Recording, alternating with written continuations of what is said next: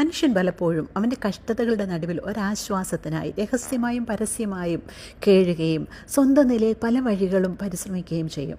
മാനസിക തലത്തിൽ കഴിഞ്ഞില്ല എങ്കിൽ പിന്നെ താൻ പല രീതിയിൽ കേട്ടറിഞ്ഞിട്ടുള്ള അമാനുഷികമായ വിശ്വാസങ്ങളെ സമീപിക്കുന്നു. പലപ്പോഴും അത് അന്ധവിശ്വാസങ്ങളായിരിക്കും. പക്ഷേ പ്രശ്നങ്ങൾക്ക് ഒരു പരിഹാരം ഉണ്ടാകുകയുമില്ല. മനുഷ്യൻ്റെ വ്യഥകൾ അവസാനിക്കുന്നുമില്ല. എന്നാൽ എല്ലാ വിധത്തിലും സഹായിപ്പാൻ കഴിവും മനസ്സുമുള്ളൊരു ദൈവത്തെ ഈ അവസരത്തിലെങ്കിലും തിരിച്ചറിയുന്നതിനും ആ ദൈവത്തിൽ ആശ്രയിക്കുന്നതിനും മനുഷ്യൻ പലപ്പോഴും വിമുഖത കാണിക്കുന്നു. ഈ ഭൂമിയിലെ ജീർണതയിൽ വിശ്രാമം തേടുന്ന മനുഷ്യൻ പലപ്പോഴും ദൈവത്തിൽ നിന്നും മറഞ്ഞിരിക്കുവാൻ ആഗ്രഹിക്കുന്നു. ദൈവത്തിൽ നിന്നും ഒരു അനുഗ്രഹം തേടുവാൻ തക്കവണ്ണമുള്ള ഒരു വിനയം അവരുടെ ഹൃദയത്തിൽ പലപ്പോഴും ഉളവാകുന്നില്ല. യേശുവിൻ്റെ ശുശ്രൂഷാ വേളയിൽ അനേക കുരുടരും മുടന്തരും നാനാവ്യാധിക്കാരും കർത്താവിൽ നിന്ന് സൗഖ്യം പ്രാപിച്ചു. തന്നോട് അപേക്ഷിച്ച എല്ലാവരെയും കർത്താവ് സൗഖ്യമാക്കി. എന്നാൽ ഇതെല്ലാം കേൾക്കുകയും കാണുകയും ചെയ്തുകൊണ്ട് ഒരു മനുഷ്യൻ അവിടെ ഒരു കുളക്കടവിൽ കിടപ്പുണ്ട്. ഇങ്ങനെയാണ് നമ്മൾ വായിക്കുന്നത്. 38 ആണ്ട് രോഗം പിടിച്ച് കിടന്നൊരു മനുഷ്യൻ അവിടെ ഉണ്ടായിരുന്നു. അവൻ കിടക്കുന്നത് യേശു കണ്ടു. ഇങ്ങനെ ഏറിയ കാലമായിരിക്കുന്നു എന്നറിഞ്ഞ് നിനക്ക് സൗഖ്യമാകുവാൻ മനസ്സുണ്ടോ എന്ന് അവനോട് ചോദിച്ചു. രോഗി അവനോട്, യജമാനനെ, വെള്ളം കലങ്ങുമ്പോൾ എന്നെ കുളത്തിലാക്കുവാൻ എനിക്ക് ആരുമില്ല.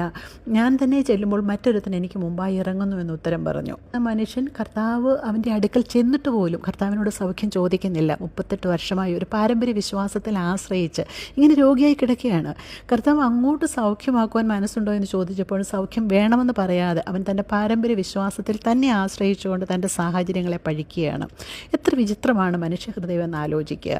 വിശ്വസിച്ച് ആശ്രയിച്ച് പിൻപറ്റുന്ന പലതും വ്യർത്ഥമെന്നും ശാപത്തിനടുത്തതൊന്നും വ്യക്തമായി അറിഞ്ഞിട്ടും ആ വഴികളെ ഉപേക്ഷിക്കുന്നതിനും തൻ്റെ തൊട്ടു മുന്നിൽ ആർദ്രകരുണയോടെ സഹായിപ്പം മനസ്സോടെ നിൽക്കുന്ന ദൈവസ്നേഹത്തെ തിരിച്ചറിയുന്നതിനും ആ ദൈവികമായ രക്ഷയെ പൂർണ്ണ ഹൃദയത്തോടെ വിശ്വസിച്ച് പ്രാപിക്കുന്നതിനും പലരും തയ്യാറല്ല. എന്തുകൊണ്ടെന്ന് ചോദിച്ചാൽ പലപ്പോഴും സ്വന്തം വഴികളിലെ നടപ്പ് ഉപേക്ഷിക്കാൻ അവർക്ക് താല്പര്യമില്ല. ഇവിടെ ഈ കുളക്കടവിൽ കണ്ട മനുഷ്യൻ ആവശ്യപ്പെട്ടില്ല എങ്കിലും അവൻ്റെ അവസ്ഥയിൽ മനസ്സലിഞ്ഞ് കർത്താവ് അവൻ്റെ അടുക്കൽ ചെന്ന് അവനെ സൗഖ്യമാക്കുന്നു.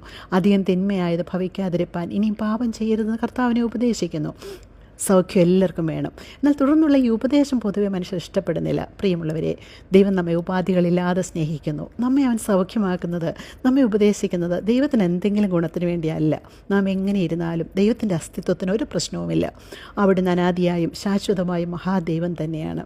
പക്ഷെ താൻ സൃഷ്ടിച്ച, താൻ സ്നേഹിക്കുന്ന മനുഷ്യന് അത്യധികം തിന്മ ഭവിക്കുമെന്ന് മുൻകൂട്ടി അറിഞ്ഞിട്ട് നമ്മെ രക്ഷിക്കുവാൻ സ്വമനസാലെ നമ്മുടെ അടുക്കലേക്ക് നമ്മെ അന്വേഷിച്ചു വന്ന മഹാസ്നേഹം എത്ര വിസ്മയമാണെന്ന് മനസ്സിലാക്കുക. നമ്മുടെ മനസ്സ് കഠിനമെന്നറിഞ്ഞിട്ടും നമുക്ക് ജീവരക്ഷ ഒരുക്കുവാൻ അവൻ ഇറങ്ങി വന്നു. അധികം തിന്മ നമുക്ക് ഭവിക്കാതിരിക്കുന്നതിന്, നേരായ വഴിയിലൂടെ നടക്കുന്നതിന് നിരന്തരം നമ്മെ പ്രേരിപ്പിച്ച് കൂടെ നടക്കുന്ന ഈ സ്നേഹം എത്ര അത്ഭുതമെന്ന് ചിന്തിക്കുക. കാൽവരി ക്രൂശിൽ ദൈവം മനുഷ്യന് വേണ്ടി ഒരുക്കിയ രക്ഷയെ കാണുക. ഹൃദയം കഠിനമാക്കരുത്. ദൈവം എല്ലാവരെയും സഹായിക്കും.